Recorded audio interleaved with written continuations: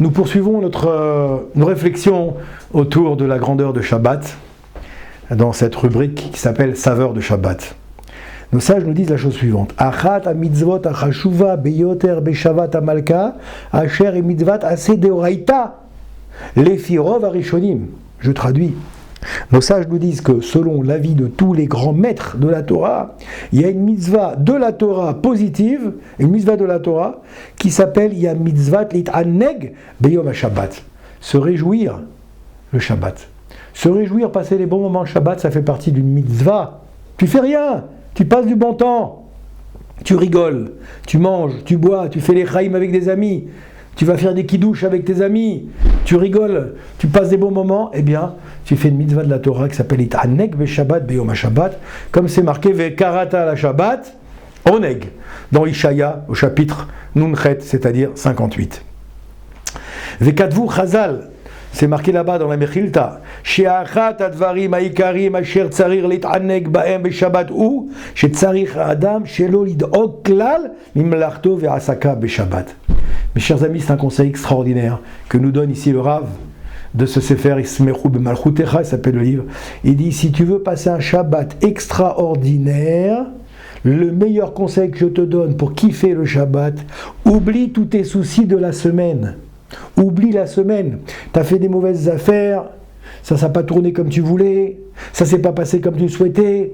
Oublie, tu oublies tout, tu mets tout au vestiaire et tu kiffes ton Shabbat. Et là, alav l'archov beshabbat kilu kol melarto ve'asakav asuim ou mushlamim betachlit ashlemut. Quand tu rentres dans Shabbat, tu te dis tout mon travail s'est fait comme il fallait.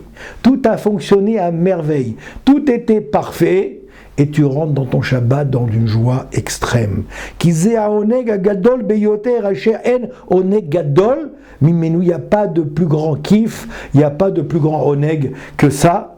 Vera kaliye dekar ismar vit aneg adam beshabbat. Et c'est uniquement si tu rentres dans cet état d'esprit que tu pourras passer un Shabbat extraordinaire. Velamdu Chazal, Velamdu, nos sages nous disent, ils prennent dans le passage, c'est marqué dans la Torah, dans Shemot, au chapitre 20, Sheshet yamim ta'avod, ve'asita kol melartecha. Veyom hashevi'i shabbat l'Hashem elokecha lo ta'ase kol melacha. Je traduis, vous connaissez ce passouk, mais je le traduis. 6 jours, ta'avod, tu travailleras, ve'asita, et tu feras ton travail. Veyom hashevi'i, le 7e jour, shabbat l'Hashem, ce sera un jour pour Dieu. Lo ta'ase kol melacha. Tu travailleras pas. Velechaora ketzad mitzvat haTorah et ha'adam she'yisayem et kol melarto ve'asakav beshisha yamim bilvad.